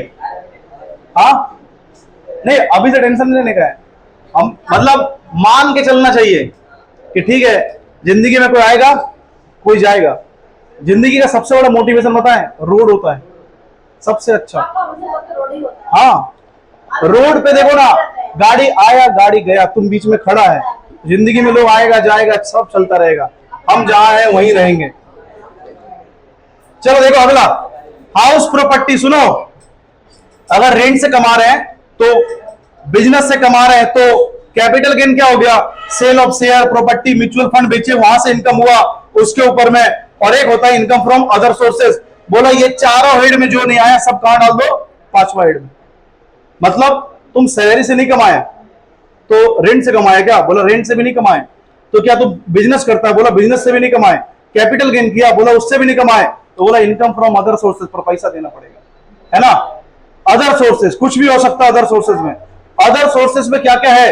इंटरेस्ट, डिविडेंड, ठीक है। उसके बाद और क्या था? गैम्बलिंग, ठीक है, लॉटरी, घोड़ा का दौड़ में, हाँ घोड़ा होता है ना, क्या बोलते हैं उसको लोग? नहीं, हॉर्स राइडिंग नहीं, हॉर्स रेसिंग, है ना। तो जब घोड़ा दौड़ रहा होता है तो वो घोड़ा दौड़ेगा दौड़ेगा, उसके ऊपर उन्होंने क्या करते हैं? बेट लगाते हैं कि कितना नंबर है घोड़ा जीतेगा। और अगर मेरा घोड़ा जीत गया तो हमको पैसा मिलता है, कमा लिया ना, तो उससे भी क्या मिलेगा? टैक्स मिलेगा। भारत सरकार अभी बैन कर दिया ना जितना भी ऑनलाइन गेमिंग था, जिसपे पैसा देने का लालच होता था, है ना। इधर से धोनी आता था, विराट कोहली आता था, रोहित शर्मा आता था, श्रेयस अय्यर आता था, कि ड्रीम 11, माई सर्कल 11, और क्या था, बिंजो, और क्या क्या बहुत सारा चीज था, है ना। आज बहुत कुछ था, रूमी, सब कुछ बंद कर दिया, एमपीएल सब बंद। सरकार बोला कि तुमको बस बनाया जा रहा और कुछ है नहीं, कमाएगा तुम कुछ तो है नहीं, ठीक है। पैसा खाली बर्बाद करते जा रहा है शॉर्टकट के चक्कर में। आदमी लॉटरी क्यों खरीदता है? कौन खरीदता है लॉटरी? जिसको जल्दी रईस बनना है ना। और कोई पर्पस नहीं होता लॉटरी खरीदने का कि आज लॉटरी कमा खरीदे और 1 करोड़ जीत गए। उससे नीचे का आदमी कोई सोचता भी नहीं है। टिकट खरीदने जाएगा वो 1 करोड़ खरीदेगा, 50 लाख का खरीदेगा, 40 लाख का खरीदेगा। कोई आदमी 5,000 टिकट नहीं खरीदता है, क्योंकि उसमें क्या 5,000 कमा के करना है, एक बार में शॉर्टकट में रईस बन जाए। इसलिए सरकार क्या बोला? बैन कर दो, बात खत्म, हटाओ। क्या लॉटरी का? लॉटरी का प्राइस 10 रुपया, 20 रुपया, 30 रुपया, अलग अलग बहुत सारा होता है। हाँ हाँ, तो होगा। कभी लॉटरी खरीदे नहीं, पर हम सोचे एक बार क्या लक आजमा लिया जाए। आ जाओ, distinction between head versus source of income, ये तुम्हारा बुक के अंदर दिया हुआ है, इसको तुम लोग पढ़ेगा और खुद समझेगा। अब आते हैं हम लोग सबसे इंपॉर्टेंट और आखिरी टॉपिक, चैप्टर खत्म हो जाएगा। हाँ, ये चैप्टर खत्म होने में अब सिर्फ 2 टॉपिक बचा हुआ है, एक का नाम है जीटीआई, एक का नाम है टीआई। ठीक है, जीटीए नहीं है, जीटीआई है। ठीक है, सेक्शन 80B सबसेक्शन 5। देखो सुनो क्या बोलता है, aggregate income, aggregate income under all 5 heads before deduction under chapter 6A। Income tax में एक चैप्टर है, चैप्टर का नाम क्या है, 6A। चैप्टर का नाम ही क्या है, 6A। 6A के अंदर में ये डिफाइन किया गया है कि तुमको कितना जगह पे इनकम टैक्स में छूट मिलेगा, यानी कि एग्जम्पशन मिलेगा, इस चीज पे टैक्स नहीं लगता है। जैसे अगर हम लोग LIC करवाते हैं ना, ठीक है, तो 1.5 लाख रुपए तक का अगर LIC करवा लेना तो मेरा इनकम टैक्स में 1.5 लाख रुपए बच जाए। ठीक है, ऐसा तुमको अलग अलग बहुत सारा आइटम है, कुछ जो इंपॉर्टेंट आइटम है उसका लिस्ट हम लोग नीचे यहाँ पे देके रखे होंगे। अब आते हैं हम लोग aggregate income under all 5 heads, क्या मतलब है इसका। तो देखो एक आदमी है, ठीक है, उसका ना सैलरी से कितना इनकम हुआ साल भर में, 5 लाख। रेंट कितना आ गया, 1,20,000 का। बिजनेस से कितना कमाया लिया, 2,50,000 का। कैपिटल गेन कितना का हो गया, 80,000 का। अदर सोर्सेस से भी कमाया 50,000 रुपया। सबको जोड़ दो, सबको जोड़ दो तो क्या बन गया मेरा ग्रॉस टोटल इनकम। अलग अलग पांचों हेड में जितना भी हम पैसा कमा रहे हैं सबको जोड़ दिया जाए तो इसको हम लोग बोलते हैं ग्रॉस टोटल इनकम। कितना आ गया, 10 लाख रुपया। अगला है टोटल इनकम, सेक्शन 2 सबसेक्शन 45। इसके अंदर क्या बोला, जीटीआई, यानी कि अभी जो 10 लाख आया था ना, याद है, उसमें माइनस कर दो क्या, डिडक्शन अंडर चैप्टर 6A। ठीक है, और इसी टोटल इनकम के ऊपर में सरकार तुमसे टैक्स लेगा। ठीक है, आओ देखते हैं। तो टोटल मेरा ग्रॉस इनकम अभी कितना निकला था, 10 लाख, याद है ना, लेस कर दिए डिडक्शन अंडर चैप्टर 6A, कितना रुपया, 1.5 लाख रुपया। अब ये किस चीज का है हम लोग को नहीं पता, ठीक है, पर तुम्हारा जो क्वेश्चन आएगा उसके अंदर में बोल देगा वो LIC का है कि क्या चीज का, बता दिया जाएगा। ठीक है, तो 10 लाख में से 1.5 लाख माइनस हो गया, बचा कितना, 8,50,000। सरकार बोलेगा इसी के ऊपर में टैक्स देना है एज पर स्लैब। तो आज के टाइम पे भारत में 12 लाख का हो गया, इनकम टैक्स पे टैक्स नहीं लगेगा, तो 8.5 लाख में क्या टैक्स लगेगा, जवाब है नहीं, ये टैक्सेबल ही नहीं होगा। अगर 12 लाख के ऊपर होता तो टैक्सेबल होता आज के टाइम के हिसाब से। ठीक है, अब कुछ इंपॉर्टेंट डिडक्शन, कुछ इंपॉर्टेंट डिडक्शन। सबसे पहला 80C, सेक्शन भी याद रखेगा, सेक्शन भी याद रखेगा। तुम्हारा बुक के अंदर में सेक्शन दिया हुआ नहीं है, लेकिन सम के अंदर में सम मिलेगा, इसीलिए तुमको लिस्ट दे दी है। हाँ हाँ मिलेगा, सम के अंदर मिलेगा, अलग से कहीं नहीं मिलेगा। तो देखो सेक्शन 80C के अंदर क्या आता है, LIC, PPF, EPF और ट्यूशन फी मिला के अगर 1.5 लाख रुपया तुम्हारा एक साल में खर्चा होता है तो सरकार तुम्हारा उसके ऊपर में टैक्स को माइनस कर देगा। अभी 10 लाख हुआ था ना, याद है ना, प्रॉफिट है ना, इसमें 1.5 लाख किसका माइनस किया हो सकता है, इसका, है ना। अगर तुम्हारा पेंशन फंड है तो कितना, 1.5 लाख। अगर कोई तुम्हारा NPS है, ठीक है, NPS नेशनल पेंशन स्कीम, अगर तुम्हारा कोई NPS है तो कितना मिल जाएगा, 50,000। मेडिकल का इंश्योरेंस करवाया है अकेला 25, फैमिली तो 50। ठीक है, उसके बाद इंटरेस्ट ऑन एजुकेशन लोन, तुम अगर हायर स्टडी करने के लिए लोन लेगा उसके ऊपर में इंटरेस्ट आएगा ना तुम्हारा, तो वो इंटरेस्ट कितना भी हो 8 साल तक तुम अपना टोटल इनकम से माइनस कर सकता है। अगर तुम डोनेशन दिया, अलग अलग कई जगह पे होता है, पॉलिटिकल पार्टी को डोनेशन दिया, ठीक है, ऐसा भी होता है, मंदिर में दिया, कोई ट्रस्ट में दिया, कोई चैरिटी में दिया, ये सब जगह में अलग अलग बहुत सारा है। तो इसके ऊपर में सम अगर आएगा तो अमाउंट तुमको बता दिया जाएगा कि सेक्शन 80G डोनेशन दिया 50,000 रुपए, 30,000 रुपए, 20,000 रुपए, जो भी। फिर है 80TTA, interest on saving account, ठीक है, कितना मैक्सिमम 10,000। और लास्ट में TTB है, अगर सीनियर सिटीजन है कोई 60 साल से ज्यादा का और उसको इंटरेस्ट मिलता है तो 50,000 रुपए तक का उसको डिडक्शन मिलता है। लेकिन इसका अच्छा बात क्या है, मतलब बुरा बात क्या है कि ये सब अब तुम सोचो ना 1.5 लाख ऐसे जोड़ देगा तो बहुत अमाउंट हो जाएगा ना। बोला इसमें से कोई भी तुम ले लो या मैक्सिमम कितना ले लो 1,50,000 रुपए, इससे बेसी का नहीं मिलेगा। तो मैक्सिमम तुमको 1.5 लाख ही छूट दे रहा सरकार। वो तुम कहां पे लेगा वो तुम्हारे ऊपर है। हो सकता है कोई आदमी 1.5 लाख का LIC नहीं करवाता हो तो कुछ LIC के अमाउंट, कुछ पेंशन फंड, कुछ इंश्योरेंस, कुछ मेडिकल, अलग अलग जगह से मिला के 1,50,000 बना सकता है। तो मैक्सिमम डिस्काउंट कितना है मिलेगा मेरे को एग्जाम्पशन 1,50,000 रुपया। और ये चैप्टर इतना ही है, ठीक है। ये बस तुमको याद रखना है, ठीक। बाकी सब में हमेशा तुमको बता दिया जाएगा कि किसको माइनस करना है किसको नहीं करना है। ये था अपना चैप्टर 2 और चैप्टर 2 हो गया खत्म। हाँ बोलो 80 हाँ 82 है। अच्छा बुक क्या, हाँ बहुत सारा बोलो, उतना सारा हमको याद नहीं करना है, उतना तुम याद करें क्या करोगे। तो वहां पे नहीं, सुनो ना, वहां पे 80C to 80U दे दिया ना। अब इसके अंदर में क्या क्या वो डिटेल लिखा हुआ है क्या, नहीं है। चैप्टर 6 से तुमको क्यों पढ़ाया जाएगा, अभी तुम उतना बड़ा हुआ ही नहीं है। तो इसीलिए कुछ कुछ आइटम जो तुम्हारा सम में दिखेगा सिर्फ वही लिखा हुआ है। तुम सम बनाओगी तुमको मिलेगा, गारंटी मिलेगा, हाँ। और उस टाइम फिर बोलोगे कहां से आ गया सब, तो यहां से आया, ठीक है। तो ये रहा हम लोग का चैप्टर 2 पूरा खत्म हुआ। चैप्टर 1 हम लोग इनकम टैक्स खत्म कर लिए, चैप्टर 2 हम लोग इनकम टैक्स खत्म कर लिए। अगला हम लोग फिर सब एक कॉस्ट का चैप्टर उठाएंगे, ठीक है।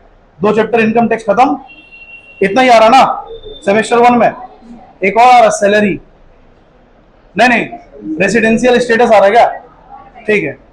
तो अगला हम लोग कर ही लेते हैं, इसके बाद अगला क्लास में हम लोग रेसिडेंशियल स्टेटस कर लेंगे। छोटा सा चैप्टर है, तुरंत खत्म हो जाएगा, ठीक है। चलो इसका ठीक है करवा देते हैं, इसको बंद कर दो।